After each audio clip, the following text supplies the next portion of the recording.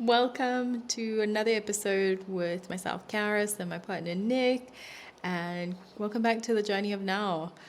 And we're going to continue with a series around central themes while we are really diving into what it means to reparent ourselves, and also just going back to writing those little. Initially, I thought it was like little letters that you were writing to your inner child, but really now I see it as like mantras for when you feel those patterns being triggered within you.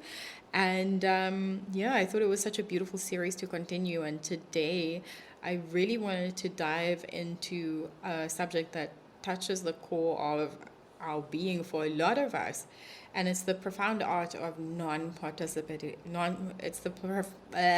Why is my I life? thought it's that one not will hit the pen. Let's try it again. Should I start from the beginning? No, it's fine. Let's just continue. This is going so well. It's like my mind is running, but my mouth is having to catch up. What's up? It's over there.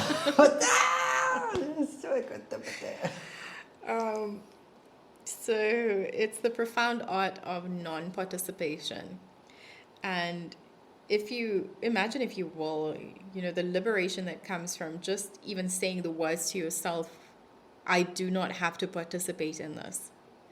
Because it is more than just a phrase. It's this declaration of self-worth. It's this thing that it's this little whisper that echoes into the depth of your soul, and it reminds you that you have the right to shield your heart from the storms of toxic family drama and just the general chaos of interactions where you find yourself betraying your own values, and you it's like that self-abandonment, all of those things, we're building on our previous podcast. So I thought we'd dive into that today. Are you going to bounce with me, or are you going to... You're going to bounce. I'm chat GBTing with you. Oh, cool. I think, a lot of our clients and majority of people that have walked through our space have some sense of a toxic relationship with we all have toxic relationships in our lives, where we've had patterns or things that we're trying to move through. But how do you participate in things without becoming consumed in it? And also, here's the thing, it's like, if you're going to keep entertaining things, how do you grow from it?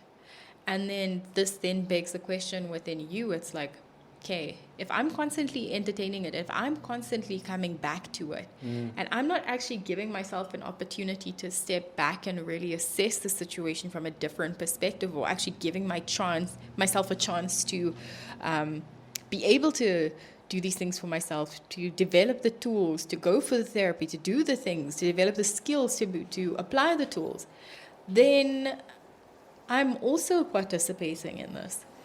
And you're basically participating by not being willing to make a different choice. You're essentially just saying, well, this is how it is. I'm okay with it.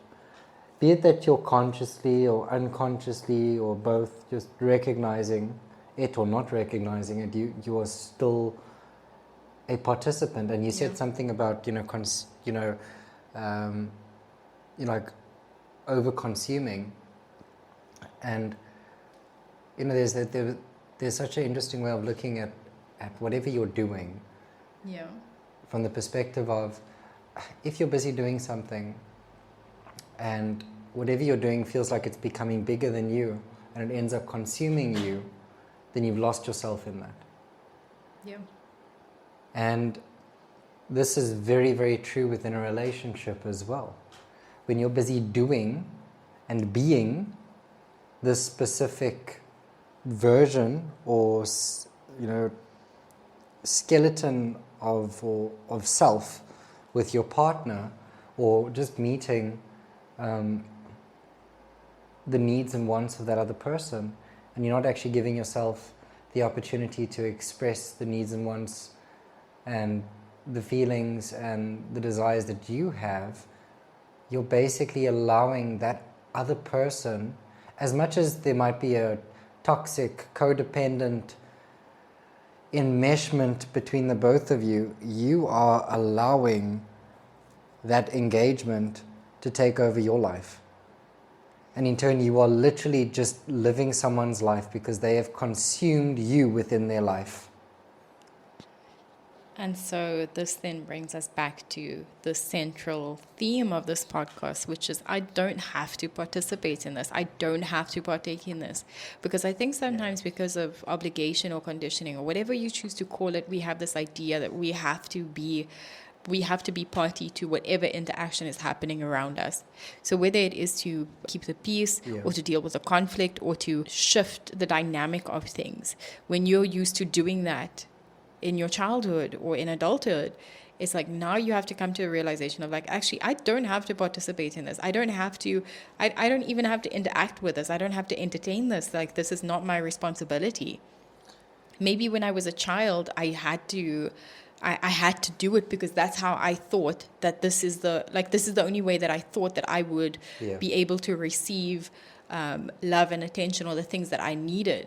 But now as an adult, when you are the one that has shifted into reparenting yourself, it's that thing, that mental switch of like, oh, like I actually don't have to participate in this. And when you come from an enmeshed family, or there's that like constant thing of like toxicity, whether it's the gossip, whether it's the judgment, whether it's the, like whatever it is.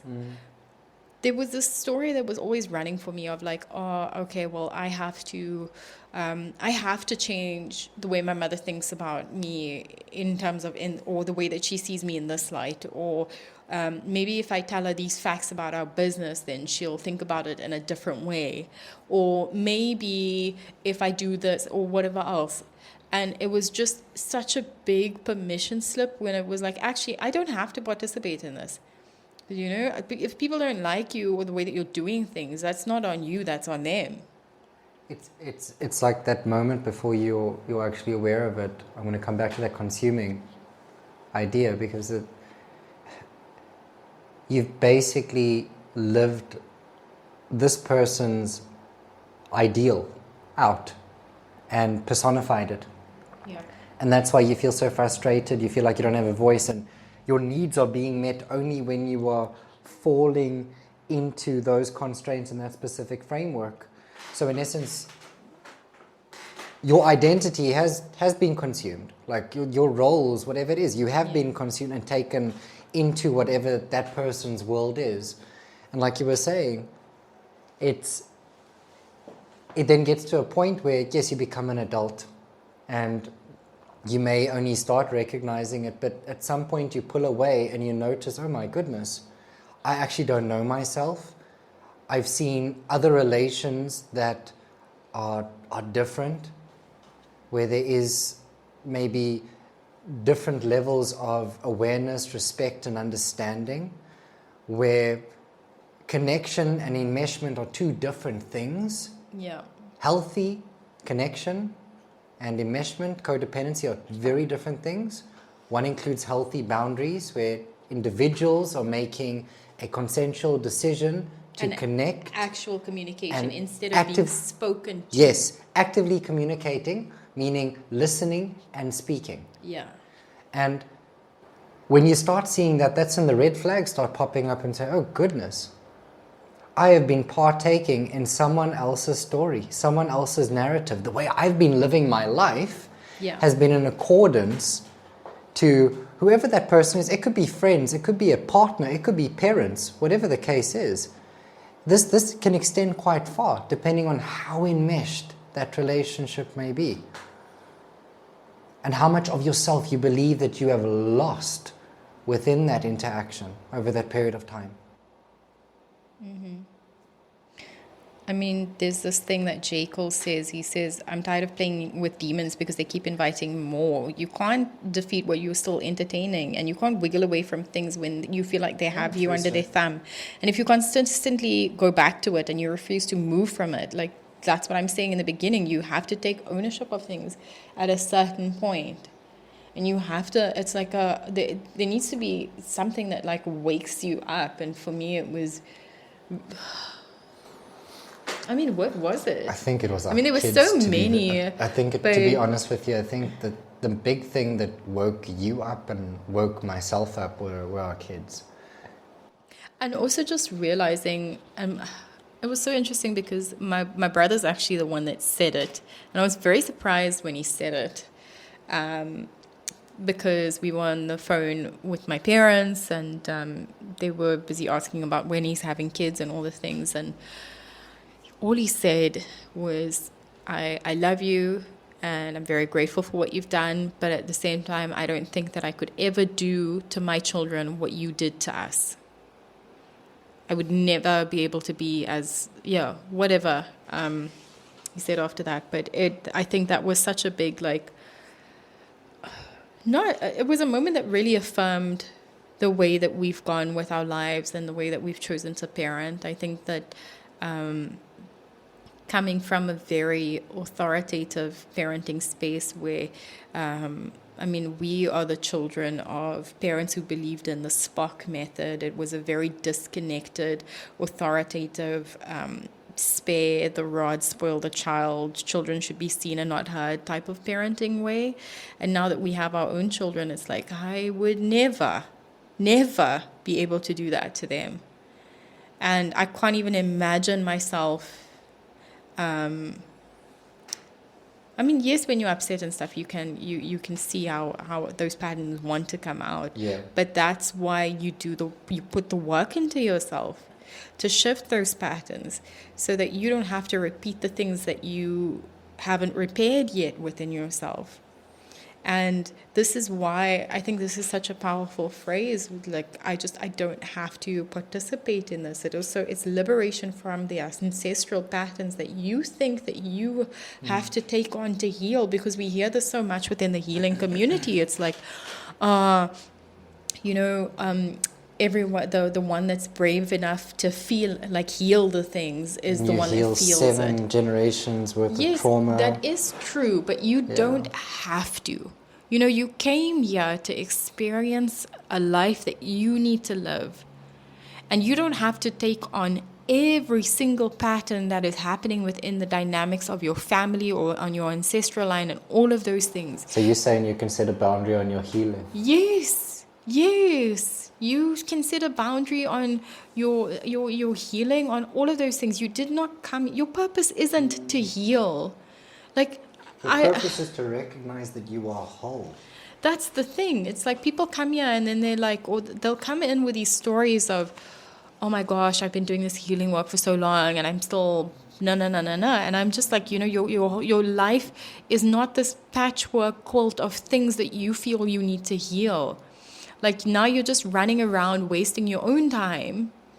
There comes a point where you have to sort of sit still and have this recognition within yourself. It's like, fuck no, I'm here. I have these things, yes, but at what point am I going to learn to love myself as I am right now and see myself from a different perspective?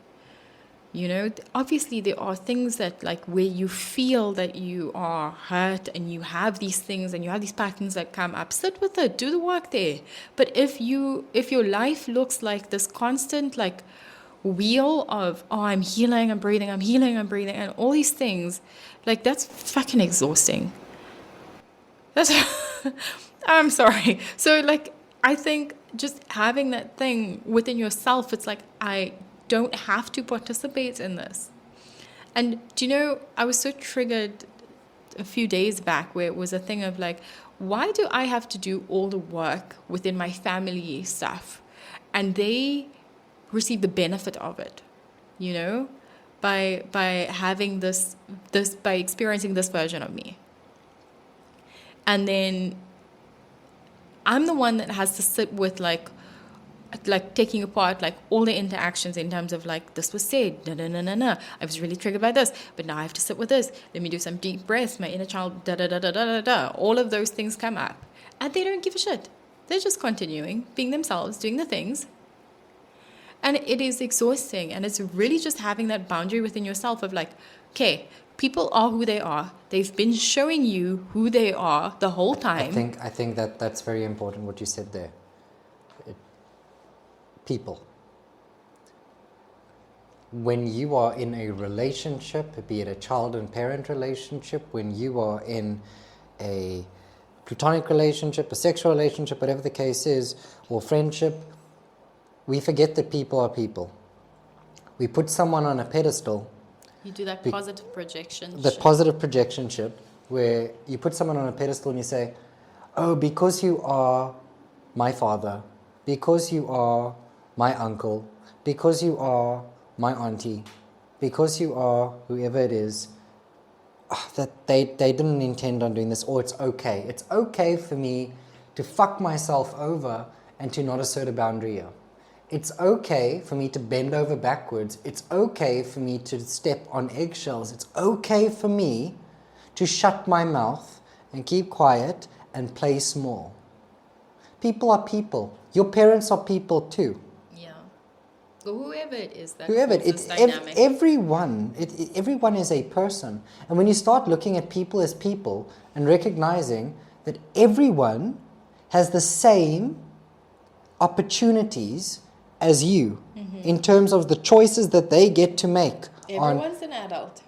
Yes. Am I going to take responsibility and accountability for my shitty behavior and the stuff that I've done over the last couple of decades? Or maybe just this specific interaction now? Or am I just going to shove it under the rug and act like everything's fine and then just gaslight everyone and talk about myself? Whatever the case may be. Whilst you, on the other hand, are taking accountability and responsibility for yourself, why are you going to subject yourself to interacting with someone that if they did not have that title or they were not in that intra-circle within your space, you wouldn't be interacting with them? So why do you cross all those boundaries, all those beautiful walls that you have set up to keep things near and dear to you and to keep things out that are going to hurt you whilst you're healing or becoming more aware or stronger within yourself? Why would you allow that in or give that person access to you? I think if I have to take it back to the relationship that I have with my own parents, I did that for a long time and I still find that pattern reoccurs within myself, and it's because of the kids. Because I felt like I owed them a relationship with the kids.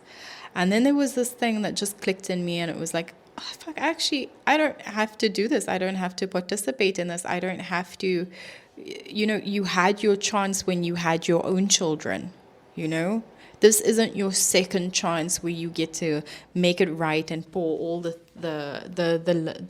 love and all the things that we didn't get onto my children, And this is why my kids are not a redemption story. Exactly. And so once that clicked within me, and it's like, I don't owe you anything. Like, yes, you are my parents, but like, I don't owe you access to this version of me. I don't owe you access to like. And some people may come in and say, but that's harsh. How would you feel if your children did that to you? I would be like, wow, look at you sticking to your boundaries. And it's sad, yes, but like, where have I like not... Where did I go wrong? Where did I go wrong? And I would take accountability for it. And then I wouldn't gaslight his experience. And then the other argument to that is, but like, what about that your grown-up child's responsibility? Where are they taking responsibility for the things they didn't do right? But is this when they were a child and they were still growing up? No, later. What do you mean? Say like 35. I would say that up until we actively choose to do this work on ourselves, we're all running around like big babies and in grown-up clothing. I'm asking you those questions just because I know like one of the first instincts that people, but you can't do that. What about now if it was flipped the other side? But if you didn't know better, how would you do better? Exactly. Mm-hmm. And this is the thing where the awareness comes in. You don't know what you don't know until you know it. And where forgiveness comes in from both aspects of things. But when you take those glasses off within yourself or the world around you, there's this thing that's like, oh, okay, that's what it is. And like, I honestly feel like that is the first time where you actually take your steps into like actual adulthood. And this is the thing that, like we said in our last podcast with Maya Angelou, when she says that thing of growing up costs you the earth. It will cost you everything.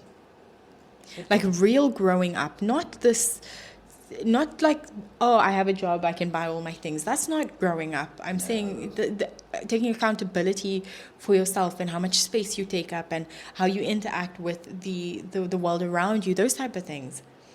That's growing up. And so I think that only once you realize those things, that's the first step into like adulthood, and you can actually start taking ownership into the next phase of your life. And so when people ask me that, then I'm like, actually, no, because when I did learn that there's a better way to do it, I started doing that, and I started taking accountability. And maybe I was wrong for expecting you to do the same thing. But I think it's also just, we come into these places unaware. Yeah. And you don't see it.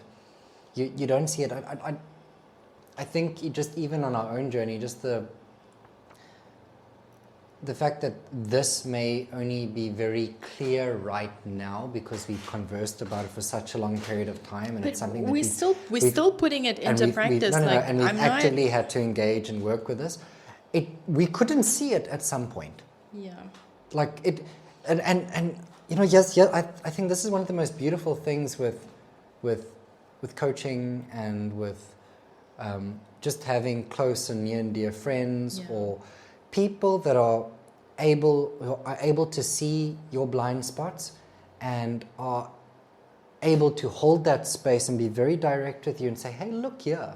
Have you looked here? Mm-hmm. Have you seen it for what this is? Because this actually isn't a normal way of engaging. Yeah. I have it. And maybe there's a lot of resistance at once, but if you're just willing to take a little bit, a sip of that wisdom and perspective, awareness begins to cultivate. Yeah. It's like a weed, a beautiful weed, by the way. Weed with flowers. Yeah. Flower weed. and it spreads. And eventually it's like, wow. As it was seeded, this perspective and this awareness, it has now grown into something that is actually tangible, and I can actually see that there's a better way of doing this. There's a better way of interacting here. There's a better way of engaging. There's a better way of moving forward. And I think that wherever you might be on your journey right now, and maybe some of the things are like very triggering, or some of these things are very like, I haven't thought about this before, or you might have done this and you've ticked this box, or this is unrelatable, wherever you may be. Irrespective, there's still a perspective here. Yeah. And it's as with everything. As within everything, within every conversation. And you might be sitting in a position where it's like, well, now how do I start this reparenting process and re-engagement with myself, and start a new form of engagement with individuals that are very used to a specific way of engaging with me. So I'm asking you now, how would you go about that? Well, I mean, I would say for me it's pretty easy, because I can see, like, my kids are so similar to how I was when I was younger. They're very, how my mother would say, sensitive and dramatic and all the things that they try to quiet away. And so I see them, and I'm like, and I see so many of those behaviors that I'm like, like what would it be like if I always, like, there's this question, is like, what would I be if I didn't have to work through all of these things? Or like, what would my life be like? How much easier would it have been? And like, I literally see these little beings running around, like, I'm like, actually, like, you don't have to repeat that same pattern. So I think it's easier when you do have kids, easier and more difficult. But at the end of the day, like, self-reparenting it's as majestic as it is daunting. It's about mending those fragments of your soul and rewiring, like, these old patterns and weaving in new tapestries of self-love. It's in this, like, sacred act of becoming our own, like, nurturing parent, that parent that you actually needed and wanted. And that's when you really unearth I think the core of it, which is that you really have that power to shape and narrate your life. And if you don't like it, then you can change it. And so it changes by the things that we say to ourselves and what is happening mentally, and just being able to relieve yourself of the responsibility of having to take care of things for everyone. It's like, I don't have to participate in this. I don't have to shift this for everyone. I don't have to remove the conflict out of this. I don't have to make this easier for someone. Like, when you give yourself the permission slip, when you feel how good that feels in your system, and you feel that sense of power that you take back within yourself, that's when it's like, oh, actually, that's what it is. And I promise you, you don't, like, just do it once. You just do it once. The guilt will fade. The guilt will fade, but the self-betrayal doesn't. That's the thing.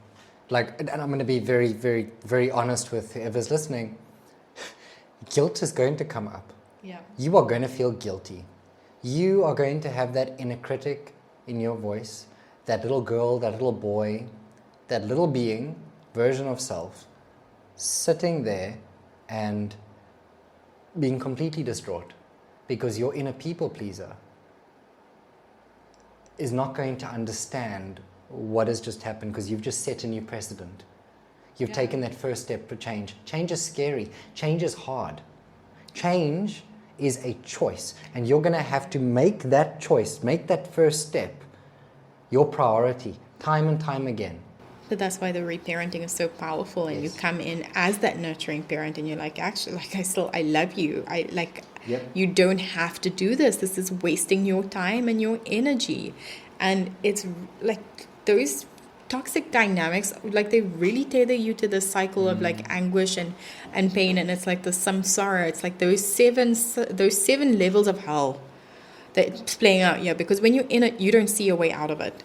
But this is the thing. It's like, boundaries are not walls. They are gates to the sanctuary of healing. And it's, with every boundary that you place within yourself, and you're like, I don't have to participate in this.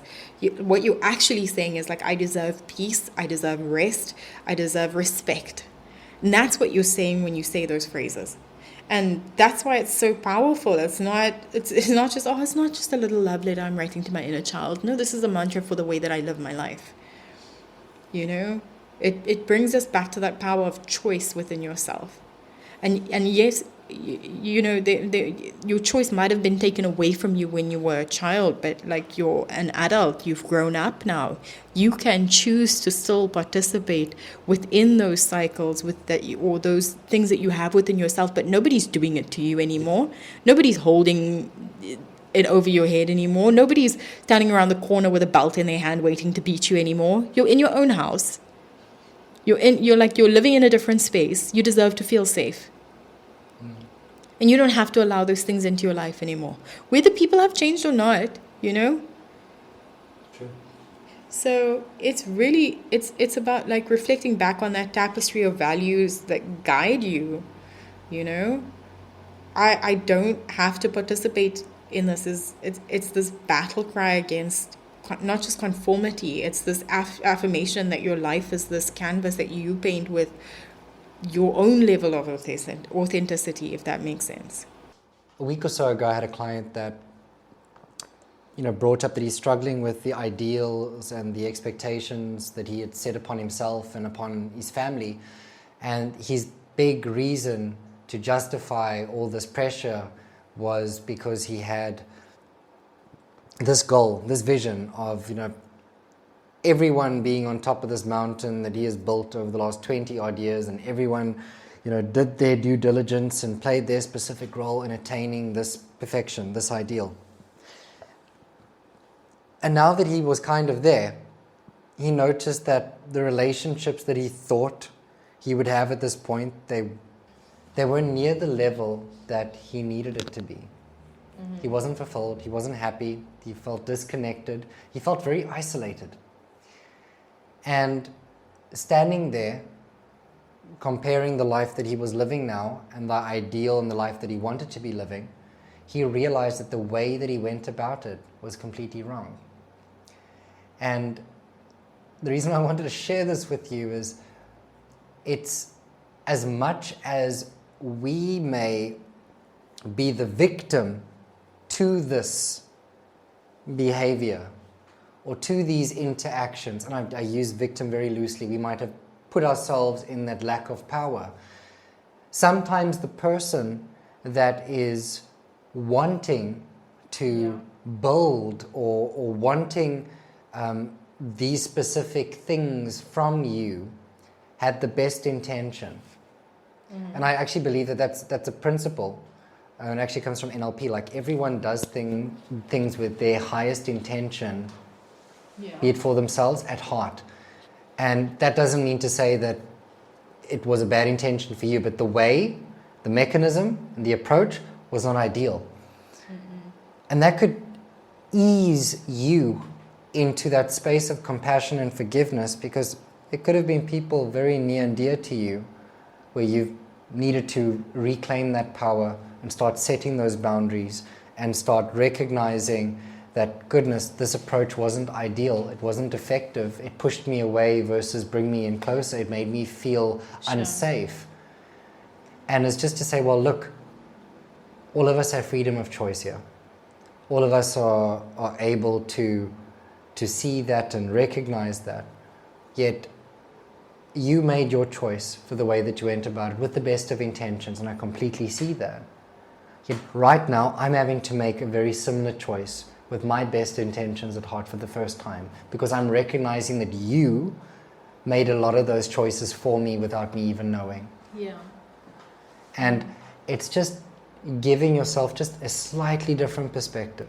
I wouldn't even say slightly. I think it shifts things on a central level. This is why it's, again, that notion of, I don't have to participate in that. I don't have to partake in it. And when you really say it, and you say it to yourselves and your inner being, it's like, wow, you can feel how like everything starts like dancing and shifting within you in the best of ways. And you can almost feel that like ease in your ability to like take in deeper breaths when you really know that phrase intimately. I mean, even like, I fully agree with that. People have the best of intentions, but like the road to hell is also paved with good intentions. Exactly. And so like your intentions doesn't negate the outcome of your actions, whether good or bad or whatever. So when people say, oh no, but I had good intentions, like, I don't care. I don't care. I don't care. I don't care. I mean, if I think about like something where someone had good intentions but didn't know how to communicate that, but then the outcome just went like it didn't go very well, is if I think about the dynamic with my mother and I, as mentioned, we don't really have the best of relationships, but we're cordial. I do my best to be respectful. When I had my miscarriage, obviously there was some part of me that really wanted my mother's compassion and warmth and just some sort of motherly anything. Sure. And when I did call to tell her what was going on, all I got was, oh, okay. And that was it. And I think perhaps like she just has trouble with like emotions or even just speaking them out. And so nobody spoke to me about anything. It was my brother that was like, oh, she feels this. She wanted to send this, but like there was nothing sent. There was no, in terms of like, not even a text, nothing. It was just, oh, okay. There was no checking. And then when there was a visit, my miscarriage was then the platform for her to speak about hers that happened like 30 years ago. I wasn't even asked, how are you doing? How are you feeling? It was just that. And I'm not like trying to speak badly about anything, but I know she had good intentions in terms of like, oh, she just wanted to share and give me some sort of ways that we're similar so that there's a connection of some sort. One way that I really had to come back to it, which is like, actually, I don't have to participate in this. Like, what I went through isn't a platform for you to speak about your pain, and I'm not using it for that, especially when I'm still in the thick of it. And so I just like made it very clear, like, I'm not going to talk about it anymore with you, and that's fine. And so like, I can love you, but like, it's better for me to love you from a distance. And that was it. I think that was just a very clear line in the sand and a very clear thing of like, I don't have to participate in this. And there was sort of this like peace about it in terms of like, okay, now that I know, that we will definitely not have this idealistic mother-daughter relationship that like I painted in my mind. Like I don't have to participate in things that I really don't align with, or things that I don't like, in order to maintain some sort of connection, whether it's about like complaining about our finances or gossiping about other people or whatever it is, in order to maintain some connection. It's just that running theme of actually I don't have to participate in this. I can talk about what's happening within my family, with the kids, and that's it. I'll keep it light, keep it fresh, and that's it. So that's one way that I've really implemented it in a big way, and it's been very liberating for me. I was sad for a bit, but like I feel better about it. So yeah. I think, just to summarize all of this, if we're going to break it into steps, it's going to be awareness. It always starts with awareness. Next, you're going to have to follow it through with an action. There's going to be an action once you can see what you need to do. With that action, know that you're going to have guilt, and there's going to be a lot of discomfort that comes up, because you're going to be doing something different, and your mind is going to find any problem possible and reason not to do this, and there's going to be parts of you that are not going to be happy, but there is going to be a spark that I want you to just hone in on. That part of you that is like, okay, this is my step one in reclamation. This is where we really putting our focus in on this feeling.